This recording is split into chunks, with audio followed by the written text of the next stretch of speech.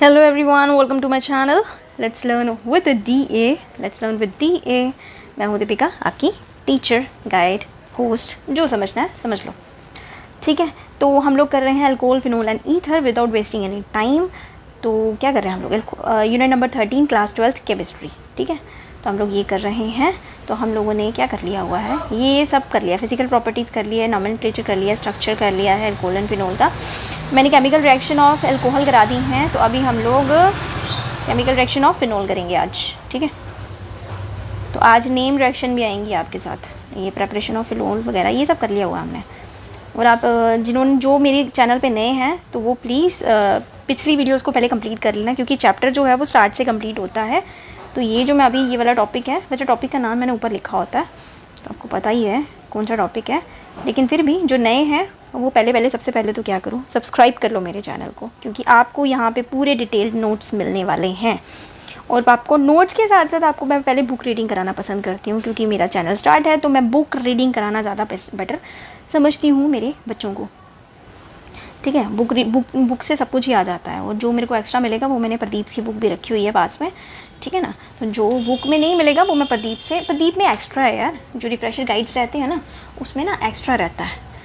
तो जो एक्स्ट्रा है वो मैंने पिछली वीडियोस में दिया हुआ है, जो मुझे लगा कि एक्स्ट्रा आपको ज़रूरत है वो मैंने दे दिया हुआ है आपको। फिर भी अगर आपको कुछ चाहिए होगा तो प्लीज़ कमेंट में लिख देना। ठीक है ना, अगर आपको अभी भी कुछ कमी पेशी लगेगी तो कमेंट में लिख देना। ठीक है ना, ये नए बच्चों के लिए था, पुराने बच्चों को तो पता ही होगा, है ना। वो अगर साथ साथ में पढ़ रहे होंगे और साथ साथ में नोट्स राइटिंग कर रहे होंगे, अपने पास एक कॉपी पेन रखो, पिछले नोट्स के साथ आज के नोट्स भी अटैच करके बाइंड अप करके अच्छा सा वो बना दो।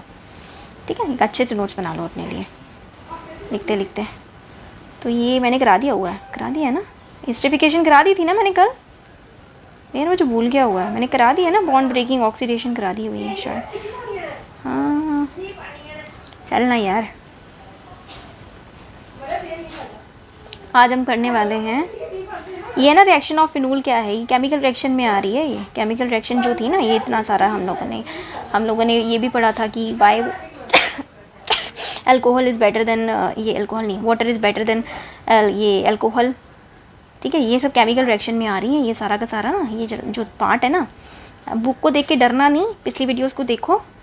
ठीक है, इसको मैंने कंप्लीट करवा दिया हुआ है। ये सब जो है आपका, ये सब केमिकल रिएक्शंस में आ रहा है। ये जो टॉपिक है ना केमिकल रिएक्शन वाला, ये सब इसमें आ रहा है।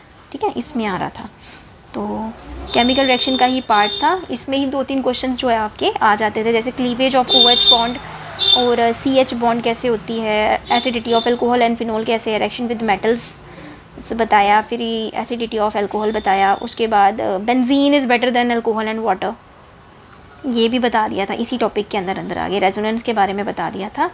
ठीक है, तो ये पिछली वीडियो देख लो, आपको ये छोटे छोटे क्वेश्चंस के आंसर आपको मिल जाएंगे। ठीक है, ये एस्ट्रिफिकेशन क्या है, ईस्टर निकालना है अल्कोहल एंड एल्डिहाइड से। ठीक है, वो भी बताया। तो आज हम लोग क्या करने वाले हैं, कितना स्लो क्यों चल रहा है, मैं फ़ोन से कुछ ज़्यादा ही काम लेती हूँ, बेचारा इसकी मशीनरी भी थक जाती है। तो आज हम लोग करेंगे रिएक्शन ऑफ फिनोल। ठीक है, रिएक्शन ऑफ फिनोल करेंगे, रिएक्शंस ऑफ फिनोल। अल्कोहल कर लिया, फिनोल करेंगे हम लोग। ठीक है, तो following reactions are shown by the phenol. Book खोल लेती हूँ अपने सामने, PDF तो ओपन है, मेरे लिए बुक खोल देती हूँ। Physical properties, chemical reactions, phenol.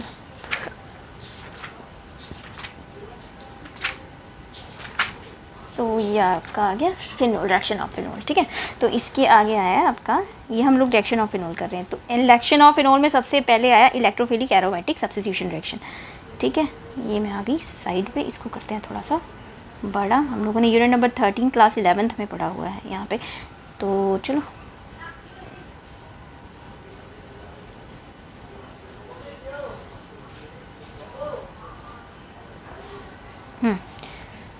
Electrophilic aromatic substitution reaction. ठीक है, इलेक्ट्रोफिलिक एरोमेटिक सब्स्टिट्यूशन रिएक्शन क्या बोलती है, इन फिनोल्स में क्या हो गया, the reactions takes place on the aromatic ring. ठीक है, फिनोल में क्या होता है, फिनोल का फार्मूला क्या रहता है। ठीक है, अब तो रट्टा बज गया होगा, है ना। फिनोल ये है, बेंजीन के ऊपर OH।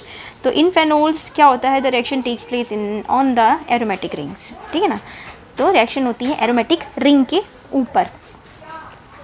So are electrophilic substitution reactions. ठीक है, तो उसके बाद हम लोगों ने क्लास 11th 13 चैप्टर में पढ़ा होगा, मैंने नहीं पढ़ाया, आपने पढ़ा होगा, मैंने नहीं पढ़ाया अभी तक।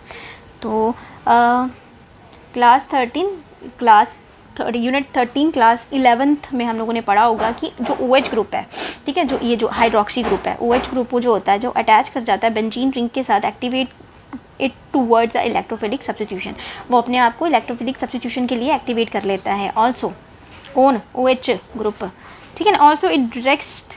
ऑल्सो क्या करता है, it directs the incoming group to ortho and para position in the ring.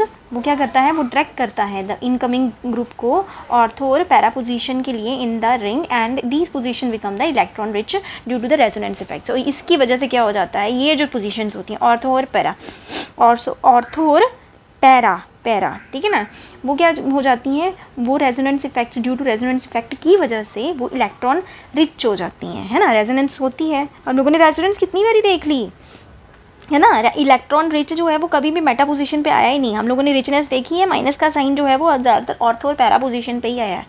Meta position दोनों बारी उसने वो कर दी है ना, अवॉइड कर दी थी दोनों बारी, ऐसा ही हुआ था, दोनों बारी नहीं मतलब बथेरी बारी हम लोगों ने करती हुई है रेजोनेंस। तो वहाँ पे देखा होगा आपको, अगर याद रहेगी, ऊपर वाली रेजोनेंस वाली सीरीज़ देखो, ऊपर देखो, ऊपर मतलब पीछे वाले पेज में देख लो, मैं तो PDF की बात कर रही हूँ, ठीक है। तो resonance structures are shown under acidity of phenol. ये जो रेजोनेंस होता है are shown under acidity of phenol, ये जो रेजोनेंस शो होता है ये एसिडिटी ऑफ, ये मतलब एसिडिटी ऑफ फिनोल होता है, उसके अंडर रेजोनेंस शो होती है। रेजोनेंस वो जो चक्का घूमता है ऐसे गोल गोल वाला, ठीक है, ये वो रेजोनेंस उसको बोल रहे हैं। आगे ये जो कॉमन, ओ भाई चलो,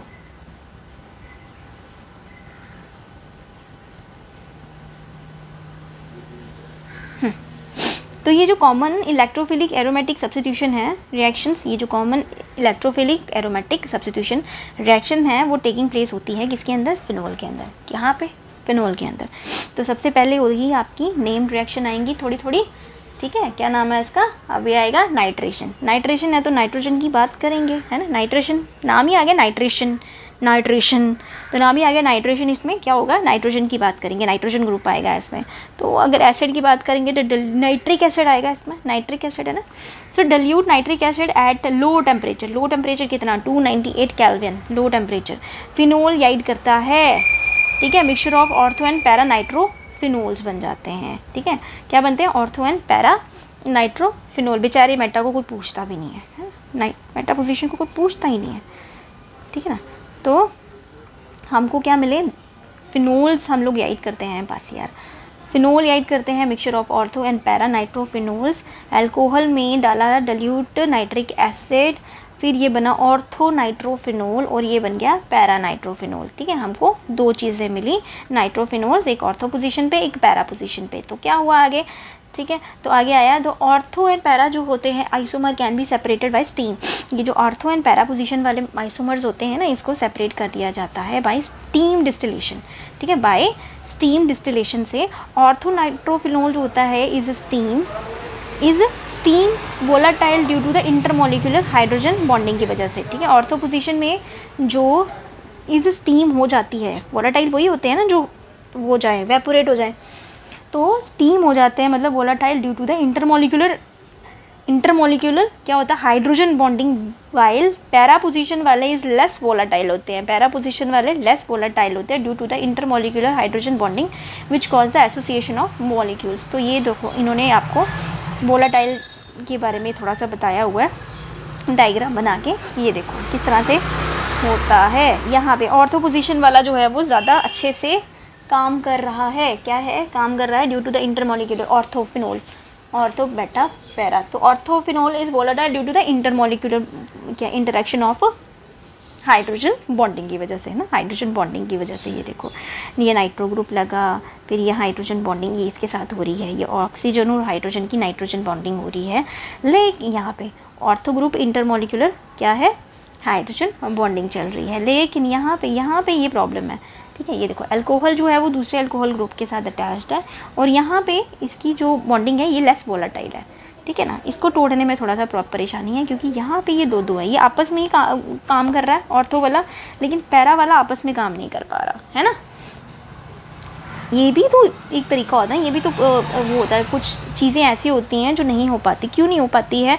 और हम लोगों ने पीछे रिएक्शंस की थी ना, है ना, ऑर्थो वाली ज़्यादा याइड नहीं कर रही हैं, मेटा वाली पैरा वाली ज़्यादा याइड कर रही हैं, मतलब निकलना, याइड करना मतलब निकलना। हम लोगों ने ये चीज़ें भी पढ़ी थी ना पीछे, तो पीछे वाली वीडियोज़ में देखो, आपको समझ आ जाएगी अच्छे से, ठीक है ना। तो ये यहाँ पे ये देखो, ये बॉन्डिंग दिखाई हुई है आपकी। तो ये क्या लिखा हुआ है? पी नाइट्रोफिनोल इंटरमोलिकुलर क्या है? हाइड्रोजन बॉन्डिंग दिखाई हुई है। तो आगे क्या लिखा हुआ है? यहाँ पे भी कुछ लिखा हुआ है, ये वाला भी पढ़ लेते हैं थोड़ा। क्या लिखा हुआ है? 2,4,6 nitrophenol is a strong acid.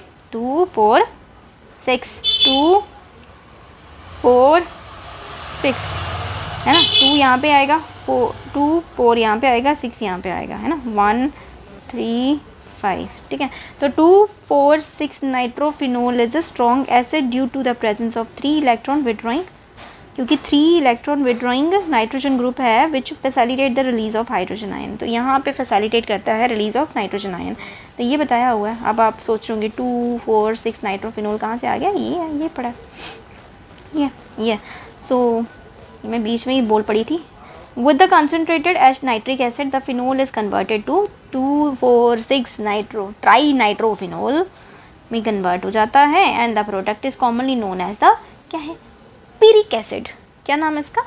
Picric acid, salicylic acid, picric acid, ये वाला एसिड, सीसोल, कितने सारे तो नाम पढ़ लिए हम लोगों ने। एक काम करना, एक और काम देती हूँ आपको, टास्क देती हूँ, जितने भी नेम लिखे ना आपने डिफरेंट रिएक्शंस में, वो ना एक जगह इकट्ठे कर लेना ताकि आप याद रखो, ठीक है ना। सैलिसिलिक एसिड का फार्मूला लगा के उसके आगे सैलिसिलिक एसिड डाल देना। ये अभी पीरिक एसिड लिखा हुआ है तो पीरिक एसिड लिख देना।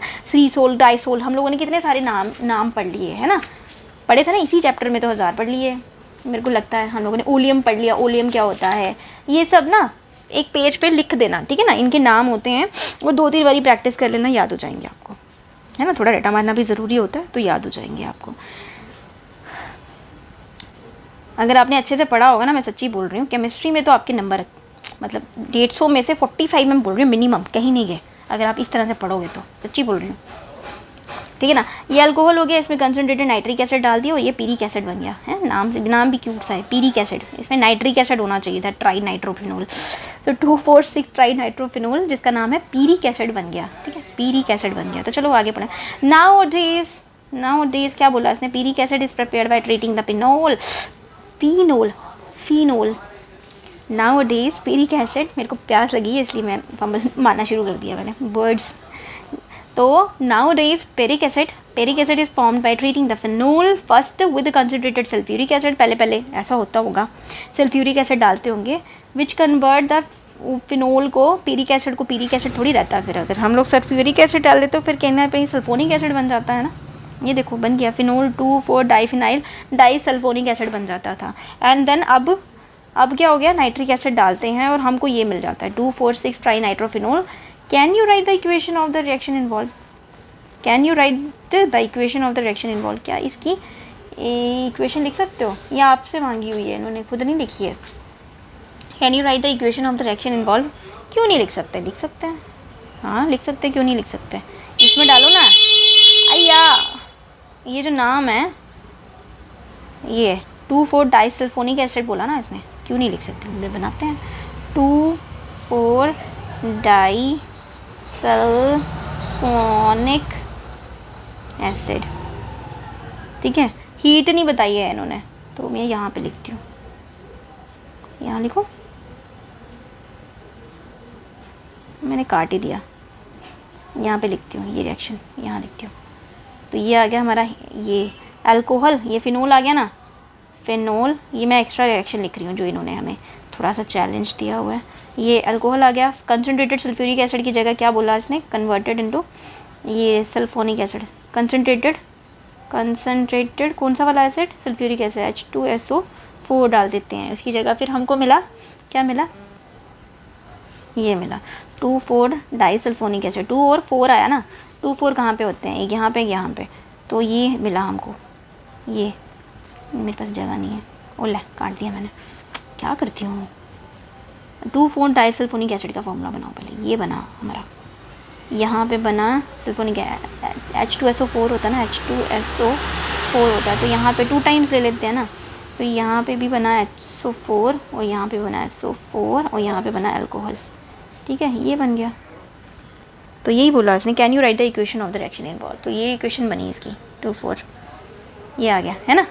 और ये इसकी जगह कर लो ना, इसको काट दो, इसकी जगह लिख दो H2SO4 लिख दो, फिनोल, ठीक है ना, यही बना ना 2,4 डाई सल्फोनिक एसिड, ठीक है। चलो चलो हो गया, यही बोला उसने, can you right the equation of the reaction involve. ये देखो ना, can you right the equation of the reaction involve, यही बोला उसने। सो चलो फिर आगे है आपका हेलोजनेशन। हेलोजनेशन चलो चलो चलो। तो इसमें हेलोजनेशन करने वाले इलेक्ट्रोफिलिक एरोमेटिक सब्स्टिट्यूशन में हेलोजनेशन आई दूसरे नंबर पे, ठीक है। मैं आती हूँ यहाँ पे, आप लिखो यहाँ पे, ठीक है। तो हम लोग हेलोजनेशन कर रहे हैं, ठीक है। तो हेलोजनेशन आ गया आपका, ये टॉपिक आ गया, हेलोजनेशन कर रहे हैं। अभी हम लोगों ने क्या किया, नाइट्रेशन की, तो हेलोजनेशन बताओ, हेलोजन किया ना अभी पिछला चैप्टर। हेलोजन्स क्या होते हैं, एक्स ग्रुप कौन सा होता है, हाँ आयोडीन, ब्रोमीन वगैरह वगैरह, ये हम लोगों ने कितनी बारी तो कर दिया है। तो ऑन ट्रीटिंग फिनोल विद किसके साथ, ब्रोमीन के साथ ट्रीट करना है, अल्कोहल किसके साथ, ब्रोमीन के साथ करना है, different reaction products are formed. उससे क्या होता है, डिफरेंट रिएक्शन प्रोडक्ट्स फॉर्म हो जाते हैं under different experimental condition, different experimental condition के under. So when the reaction is carried out, जब reaction carried out, a part, when the reaction is carried out, जब रिएक्शन जो है वो carried out होती है आउट इन द सॉल्वेंट्स के अंदर एट लो पोलैरिटी वाला, कौन से वाले, लो पोलैरिटी, जिसमें लो पोलैरिटी रहती है। पोलैरिटी मैंने आपको बता दी हुई है ना, partially negative partially positive charge वो कन्वर्ट हो जाते हैं। जब हम सॉल्ट पानी में घोलते हैं तो पानी में क्या होता है, पॉजिटिव नेगेटिव अलग हो जाता है। पोलर वही होते हैं ना जो घोल लेते हैं अपने अंदर। तो लो पोलैरिटी वाले सॉल्वेंट्स लिए हम लोगों ने, जैसे कि सच दैट ये हो गया CHCl2 क्लोरोफॉर्म हो गया ना, CHCl3 क्लोरोफॉर्म ही था ना, और CSS2, ठीक है, लो टेम्परेचर के ऊपर। तो हमारे पास क्या बना, ये मोनोब्रोमोफिनोल्स बन जाते हैं, मोनोब्रोमोफिनोल बन जाते हैं। तो एक सिंपल सी रिएक्शन आ गई इसमें, पर इसमें हाई रिएक्शन लिखी होगी पक्का। चल छोड़ो, पहले बुक से करो, ठीक है। ये आपका आ गया फिनोल, इसमें डाला क्या, Br2 ब्रोमीन इन CS2, ये डाला इसमें। तो टेम्परेचर भी है कुछ 273 केल्विन टेम्परेचर। तो ये देखो हमारे पास माइनर सेक्शन में ऑर्थो वाला ब्रोमीन आ गया और पैरा वाला जो है वो मेजर सेक्शन में आ गया, ठीक है, very simple. The usual halogenation of the benzene, ये जो यूजुअल हेलोजनेशन होती है बेंजीन की, takes place in presence of Lewis acid. Lewis acid बताओ, पीछे किया हम लोगों ने, है ना, लुइस एसिड लिखा भी हुआ है। सच दैट ये क्या है, FeBr3 and unit number 10 class 12th में पढ़ा हम लोगों ने, पिछले चैप्टर में पढ़ा, ठीक है। तो विच पोलराइज करता है, क्या करता है, विच पोलराइज द हेलोजन मॉलिक्यूल्स को in case of phenol, halogen molecule को पोलराइज करता है, ठीक है, ये लुइस एसिड। और अगर हम लोग फिनोल्स की बात करें, तो polarisation of the bromine molecules जो होते हैं टेक्स प्लेस होते हैं even in the absence of Lewis acid. मतलब जो फिनोल मॉलिक्यूल्स होते हैं वो बिना लुइस एसिड के भी टेक्स प्लेस हो जाते हैं, काम कर जाते हैं, ठीक है ना। It is due to the high activating and effect of OH group, क्योंकि फिनोल में हाई एक्टिवेशन इफेक्ट होता है OH ग्रुप के अंदर जो अटैच होता है बेंजीन रिंग के साथ, ठीक है ना। तो बेंजीन को लुइस एसिड की ज़रूरत है लेकिन फिनोल को ज़रूरत नहीं है। ओवरऑल इन शॉर्ट कहने का मतलब ये है, ठीक है, कि बेंजीन को ज़रूरत है लुइस एसिड की रिएक्शन करने के लिए, लेकिन फिनोल को ज़रूरत नहीं है नहीं। सर बी पार्ट में लिखा हुआ है when phenol is treated with the bromine water के साथ जब वो काम करता है तो क्या होता है, तो मेरे पास आ जाता है ये आ जाता है 2,4,6 ट्राई ब्रोमोफिनोल आ जाता है। तो ये आ गया, ये ट्रीट किया, ये बहुत सिंपल सा ट्राई अभी किया ना, ऊपर किया ना हम लोगों ने नाइट्रो वाला, है ना, यही किया था ना, ट्राई नाइट्रो फिनोल बनाया था, अभी ये ट्राई नाइट्रो ब्रोमोफिनोल बना दिया। तो ये यहाँ पे कोई एग्जांपल आ रही है, यहाँ पे एग्जांपल देख लो, पढ़ूँ एग्जाम्पल में क्या दिया हुआ है, write the structure of the major product. इसके मेजर प्रोडक्ट्स का ज़रा स्ट्रक्चर बना के दिखाओ।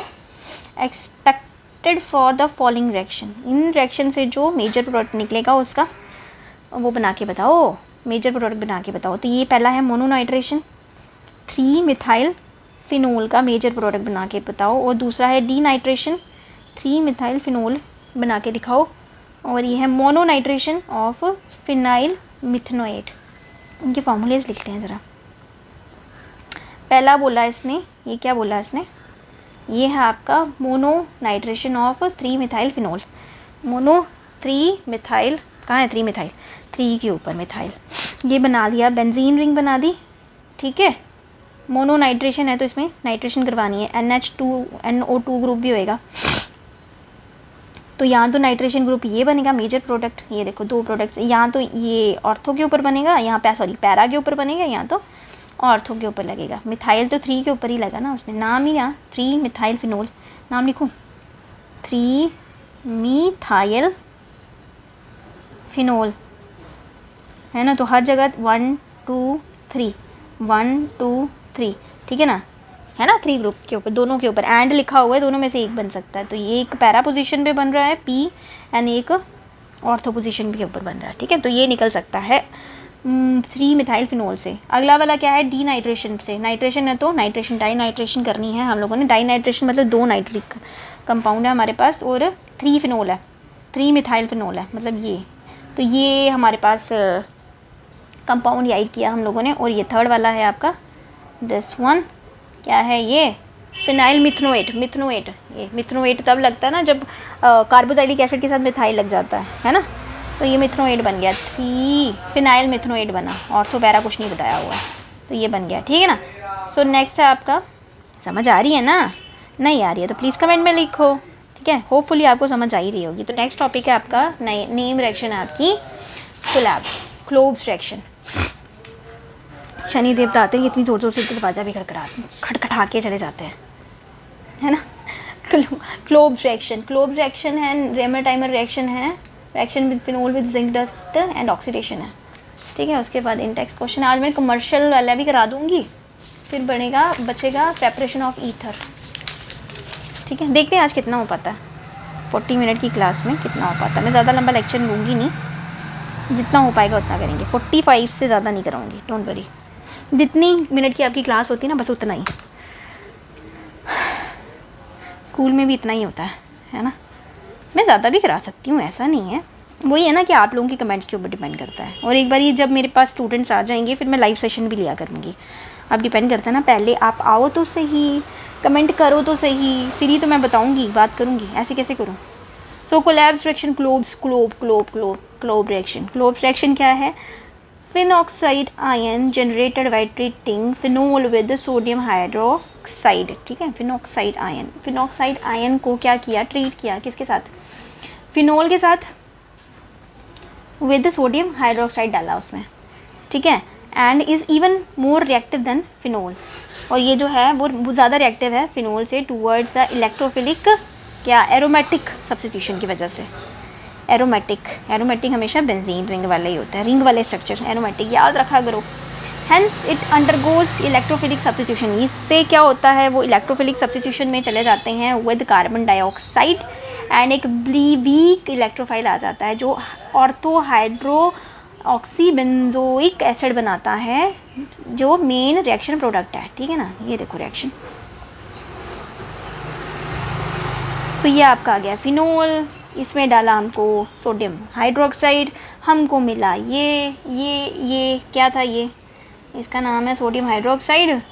फिर हमको मिला इलेक्ट्रोफिलिक सब्स्टिट्यूशन की वजह से हमको मिला ऑर्थो हाइड्रोक्सी बेंजोइक एसिड, ये बना benzoic acid, hydroxy benzoic acid ये बना। सैलिसिलिक एसिड भी बोलते हैं इसको। अभी हम लोग सैलिसिलिक एसिड की बात कर रहे थे ना, तो कार्बन डाइऑक्साइड के साथ भी ट्रीट किया और इसमें हाइड्रोजन आयन भी है, तो ये सोडियम क्या बना था, ये नाम नहीं दिया हुआ, सोडियम हाइड्रोक्सी बन गया होगा फिनोल की जगह। एच निकल गया ना, क्लीवेज होगी एच की, और Na उसकी जगह आ गया था, बीच पानी निकल गया ना, देखो ना ध्यान से, ये देखो OH, ये देखो इसको निकाल लो, OH ग्रुप पानी हट गया है ना, H पॉजिटिव आयन रिलीज़ हो गया और सोडियम आयन उसके साथ चला गया, तो ये बन गया आपका। तो उसके बाद आ गया कार्बन डाइऑक्साइड के साथ ट्रीट करवाया, इसमें आयन निकल गया, तो हमारे पास सैलिसिलिक एसिड आ गया, 2 हाइड्रोक्सी बेंजोइक एसिड, ठीक है। कोलैब्स रिएक्शन, क्लोब रिएक्शन, ठीक है। अब हम लोग कर रहे हैं रेमर टाइमर रिएक्शन। क्या नाम है इसका, रेमर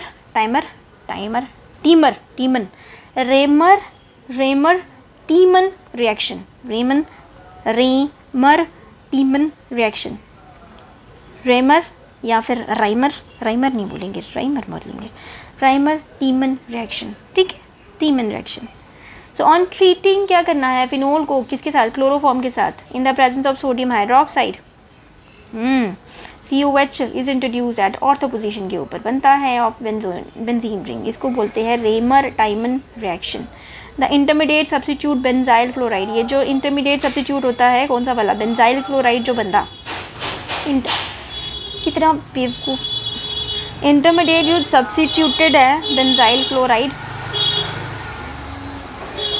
इज हाइड्रोलाइज हो जाता है in the presence of alkyl, ठीक है, of alkyl to produce salicylic aldehyde, तो हमको एल्काइल प्रोड्यूस हो जाता है। This is very stupid.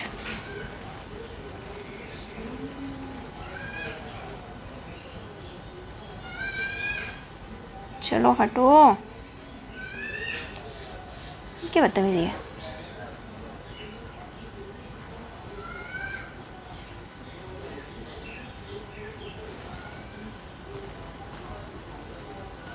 ये सब क्या हो गया?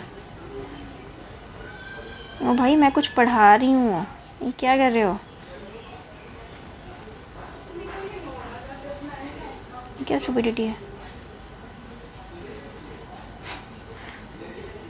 हद है।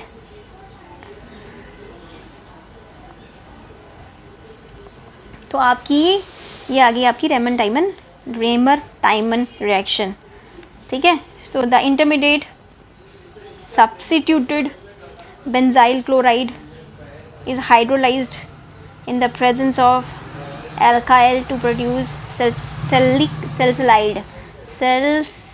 salicylaldehyde, ठीक है। ये आपका आ गया अल्कोहल, ये आपका आ गया क्लोरोफॉर्म CHCl3, ये एक्वस सोडियम हाइड्रोक्साइड, इससे इंटरमीडिएट बना, ये इकट्ठा हो गया ना, कंबाइन हो गया सारा, ठीक है।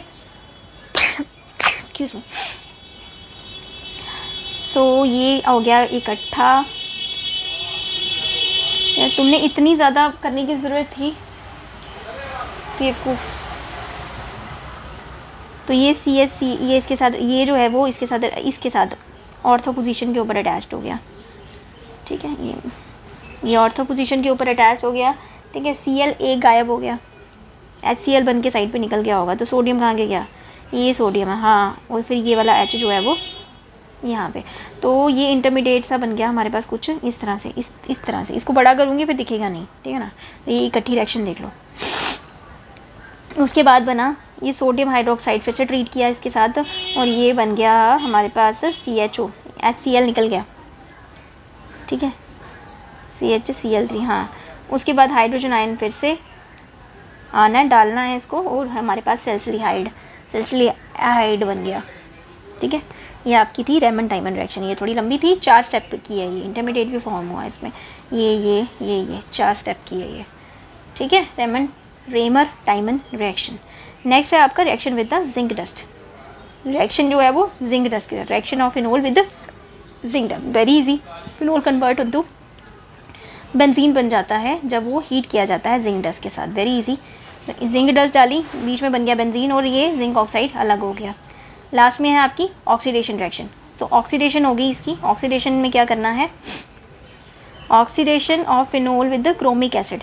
क्रोमिक एसिड कौन सा होता है, Na2Cr2O7, ठीक है, Na2Cr2O7। Oxidation of phenol with chromic acid produce conjugated diketone known as benzoquinone, ठीक है। तो in the presence of air phenol are slowly oxidise to dark colour mixture, ठीक है। फिनोल जो है वो are slowly oxidise to dark colour mixture के साथ ऑक्सीडाइज कर जाते हैं, और डार्क कलर का मिक्सचर बन जाता है जिसका नाम है बेंजोक्विनाइन, ठीक है, बेंजोक्विनाइन बन जाता है। ये देखो बेंजोक्विनाइन, ये इसको भी लिख लेना नेम रिएक्शन में, दोनों तरफ ओइक, दोनों तरफ इस तरह से। अगर मैं टेढ़ा करके दिखाऊँ उसको थोड़ा लाइंग पोजीशन में, तो यहाँ पे भी O ग्रुप पे, यहाँ पे भी यही बेंजोक्विनाइन, क्विनोन बोला है इसको, ठीक है, बेंजोक्विनोन बना है। ये इंटेक्सुअल क्वेश्चन है, ये इंटेक्स क्वेश्चन मैं आपको नेक्स्ट वीडियो में बताऊंगी। तो अभी है नया टॉपिक आपका तो इसी के साथ आपका ख़त्म होता है रिएक्शन ऑफ फिनोल ख़त्म हो गया। तो reaction of alcohol and phenol ख़त्म हो गया है। अब मैं सम कमर्शियल इम्पोर्टेंस ऑफ अल्कोहल बताने वाली हूँ आपको, ठीक है। दो ही हैं इसकी, मिथनॉल एंड इथनॉल की। कमर्शियल क्या है, डे टू डे लाइफ में हम लोग ये जो अल्कोहल के कौन सा वाला प्रोडक्ट जो है वो डे टू डे लाइफ में यूज़ करते हैं, ये वो है कमर्शियल यूज़, वही होता है कमर्शियल। और क्या होता है, 2 मिनट के मैं पंखे की सांस ले लेती हूँ ज़रा। बच्चा लोग फैन रहने दो, क्या बोलते हो? फैन रहने दो क्या? हाँ,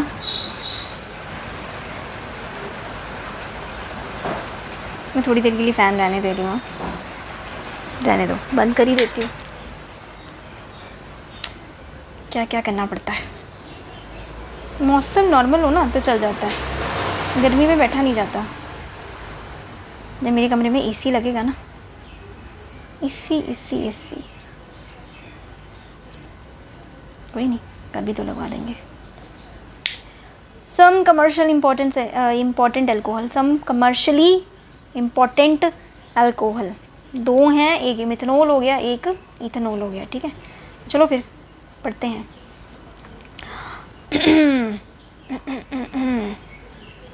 मिथनॉल एंड इथनॉल क्या है? मिथनॉल और ethanol are among the 2 commercially important alcohol हैं। फर्स्ट आपका आ गया मिथनॉल। मिथनॉल की इंपॉर्टेंस पढ़ लो। तो मिथनॉल क्या है, इसका फार्मूला होता है CH3OH known as wood spirit. इसको वुड स्पिरिट भी बोला जाता है। अच्छा, मिथनॉल वो पेंट करने में डालते हैं ना, वुड स्पिरिट भी बोला जाता है। प्रोड्यूस बाय द क्या है, destructive distillation of the wood. Destructive distillation of would say इसको याइड किया जाता है। Today most of the methanol is produced by catalytic hydrogenation of carbon monoxide at high temperature and pressure, ठीक है। Would spirit बोला जाता है इसको, destructive distillation of would say इसको निकाला जाता था मिथनॉल को, ठीक है। वुड स्पिरिट है और इसको प्रोड्यूस किया जाता है destructive distillation of would say. आजकल इसको नए मेथड से निकाला जाता है, याइड किया जाता है। क्या, methanol is produce by catalytic hydrogenation of किसको, कार्बन मोनोऑक्साइड को, ठीक है, कार्बन मोनोऑक्साइड CO से, जिसको हाई टेम्परेचर और प्रेशर में डाला जाता है in the presence of zinc oxide and या फिर क्रोमियम ऑक्साइड, ठीक है। देख लो इधर रिएक्शन को बड़ा करने की जरूरत है क्या, करूँ क्या, ये लो कर दिया। CO 2H2O ZNO Cr2O3, temperature और प्रेशर हाई 200 से 300 एटमॉस्फेयर एंड उसके बाद टेम्परेचर 573 से 673, ठीक है। फिर हमको मिला मिथनॉल, ठीक है। क्या मिला फिर हमें, मिथनॉल। आगे क्या होता है, ये कलरलेस लिक्विड होता है, उसका boiling temperature boil at 337 kelvin temperature के ऊपर, इट इज़ हाईली पॉइजनस होता है।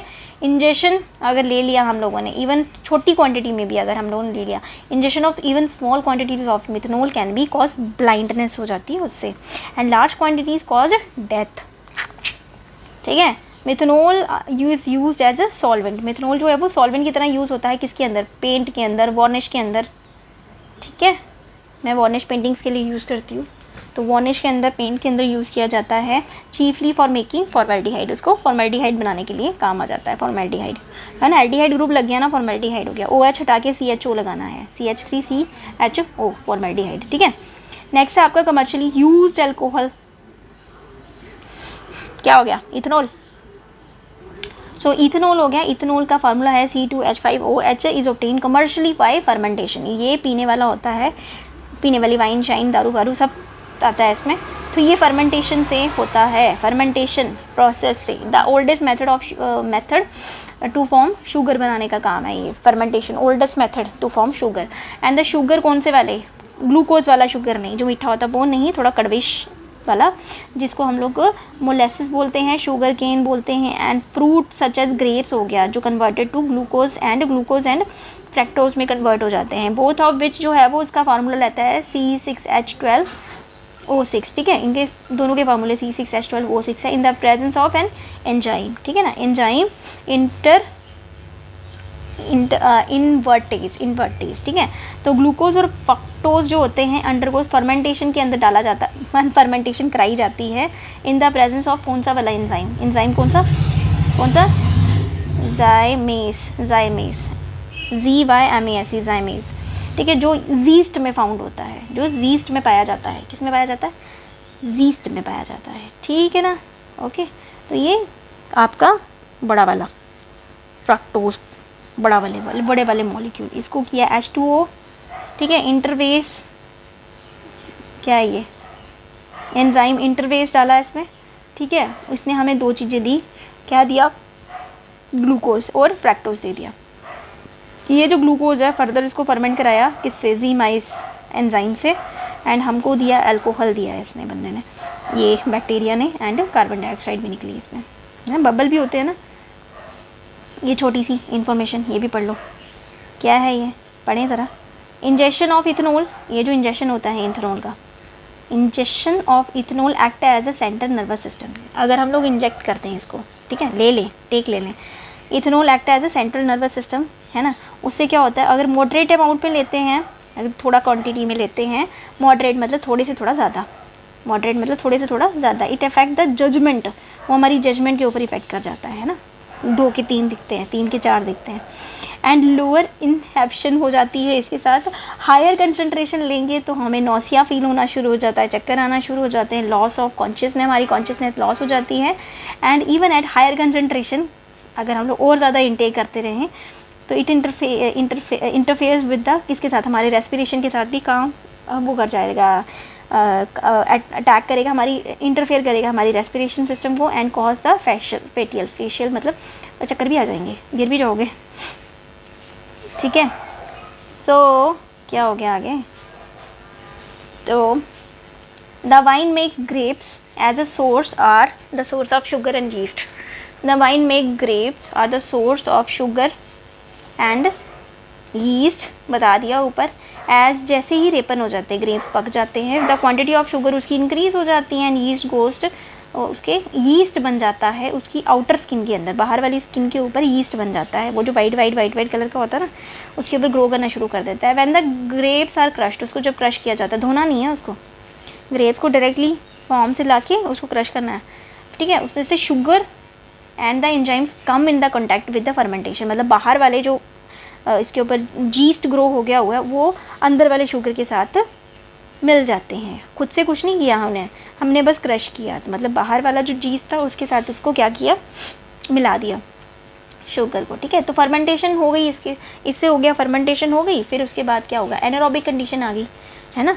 एरोबिक कंडीशन में ऑक्सीजन की ज़रूरत होती है, ऑक्सीजन की ज़रूरत होती है, एनारोबिक में नहीं होती, उसमें जीस्ट की ज़रूरत होती है, ठीक है। तो in the absence of air, air की एब्सेंस में, हवा नहीं लगानी, इन द एब्सेंस ऑफ एयर बंद करके रख देना है। कार्बन डाइऑक्साइड रिलीज होती रहेगी ड्यूरिंग द फर्मेंटेशन, ठीक है। उससे क्या होएगा? द एक्शन ऑफ जाइमेस, ये जो एक्शन है जाइमेस वाला, ये एक्ट करेगा, अपना काम करना शुरू कर देता है। वो inhibit once the percentage of the alcohol जो होता है इंक्रीज, वो 14% अपने आप को एक्सीड कर लेता है। यीस्ट है ना, बैक्टीरिया अपने आप को इंक्रीज करना शुरू कर देगा, ठीक है। तो if air get fermented mixture, अगर एयर बढ़ गई, है ना, एयर घुस गई फर्मेंटेड मिक्सचर के साथ, ऑक्सीजन क्या करेगा? ऑफ एयर ऑक्सीडाइज कर जाएगा इथेनॉल को, तो इथेनोइक एसिड बन जाएगा। फिर वो आपके लिए अच्छा नहीं है, वो आपके अल्कोहल के टेस्ट को ख़राब कर देगा, ठीक है ना। अगर आपको ऑक्सीजन आप लोगों ने आने दी उसमें, ठीक है, तो वो इथेनॉल की जगह इथेनोइक एसिड बन जाएगा, वो हमको नहीं चाहिए, वो पीना नहीं है हमको अल्कोहल ही चाहिए, वो alcoholic taste of the drink ख़त्म कर देगा उसको। तो इसलिए बंद करके रखना पड़ता है सालों साल पुरानी वाइन को, है ना। तो इथेनॉल इस कलरलेस हो जाता है, लिक्विड है, विद द बॉइलिंग पॉइंट उसका होता है कम से कम भी 351 kelvin, and it is use as a solvent. Ethanol is colourless, क्योंकि उसको सॉल्वेंट की तरह भी यूज़ किया जाता है पेंट इंडस्ट्री में, in the preparation of number of carbon compounds. And the commercial alcohol जो होता है वो क्या करता है? अल्कोहल इज़ क्या करेगा? मेड अनफिट फॉर, ये जो कमर्शियल अल्कोहल होता है कंपनी में जो यूज़ होते हैं ना, वो पीने के लिए अनफिट होते हैं, वो नहीं पीना, ठीक है ना, वो नहीं पीनी, वो अनफिट होते हैं for drinking by mixing in it copper sulphate. अगर हम लोग mixing in it copper sulphate के साथ मिक्स किया जाता है ताकि उसमें थोड़ा सा कलर आ जाए, ठीक है। पैराडीन, उसकी स्मेल बहुत गंदी होती है, foul smelling liquid, it is known as the nature of alcohol. ये 10th में भी है आपका, मैं बच्चों को पढ़ा रही थी, 10th में भी थोड़ा सा पार्ट है लेकिन है उसमें। कौन सा जगह चैप्टर है? हाँ, वो क्या नाम है उसका, कार्बन एनेज कंपाउंड में है, उसमें थोड़ा सा टॉपिक है। तो nowadays large quantities of ethanol are prepared obtained by hydration of ethene. तो बहुत सारा इथेनॉल प्रिपेयर किया जाता है हाइड्रेशन ऑफ इथीन की जगह। ठीक है, 39 हो गए। तो मेरा मन कर रहा था कि मैं एक और टॉपिक पढ़ा दूँ। अब ईथर पढ़ना है हम लोगों ने, तो एक काम करते हैं फिर ईथर कल ही स्टार्ट करते हैं। कल का चैप्टर जो होता है कल का जितना मर्जी लंबा जाएगा, कल मैं इसको ख़त्म करा दूँगी। ठीक है ना, इसको मैं ख़त्म करा दूँगी कल मैं इसको फिनिश कर दूँगी। तो मैं सोच रही हूँ थोड़ा सा टाइम बचा है, 40 मिनट हुए हैं। मैं इंटेक्चुअल क्वेश्चन भी कराना चाहती थी लेकिन फिर अभी टाइम नहीं है, तो अभी ख़त्म करते हैं इतना में। तो आपने क्या करना है, होपफुली आपने अभी तक के लिए लाइक कर दिया होगा मेरे चैनल को। लाइक कर दिया ना वीडियो को लाइक कर दो फटाफट, जल्दी से लाइक करके जाना, ऐसे नहीं जाना। ठीक है, और कमेंट कर दो कि आपको कैसा लगा। कमेंट करना ज़रूरी है बेटा, ठीक है, मेरे लिए ज़रूरी है, क्योंकि मोटिवेशन लेवल हाई होता है इससे। एंड सेकंड थिंग, मुझे भी पता चलता है कि आप लोग क्या पढ़ रहे हो, और मुझे भी, ठीक है, आगे कुछ और करने की हिम्मत आती है। नहीं दोगे तो फिर मुझे पता ही नहीं चलेगा, है ना। और क्या हो, सब्सक्राइब, अपने फ्रेंड्स को शेयर करो, है ना, यही सब कह सकते हैं। तो मिलते हैं कल दोबारा, सायोनारा, मिलते हैं दोबारा। ये मैंने अपना तकिया कलाम बनाया है। सो ठीक है, फिर मिलते हैं कल। ईथर के साथ आऊँगी मैं, प्रिपरेशन ऑफ ईथर। ठीक है, bye bye, take care, see you, मिलते हैं दोबारा, सायोनारा, बाय। एंड मेरा funzilla.com भी है मेरा चैनल, उसको भी सब्सक्राइब कर लेना, वहाँ पे बहुत मस्ती करती हूँ मैं, बहुत कुछ है। So bye, take care, see you.